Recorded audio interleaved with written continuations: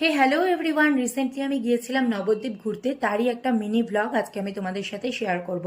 তোমরা তো দেখতেই পাচ্ছ কয়েকদিন ধরে আমি আমার চ্যানেলে নবদ্বীপের অনেক ব্লগই তোমাদের সাথে শেয়ার করেছি।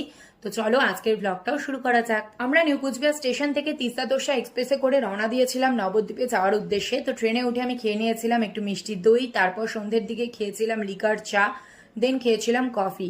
আর বাইরের ওয়েদারটা যে কি ভালো লাগছিল, আর দৃশ্যটাও দেখতে দেখতে আমি ঘুমিয়েই পড়েছিলাম প্রায়। তারপর মালদা স্টেশনে চলে আসলো আমার খাবার।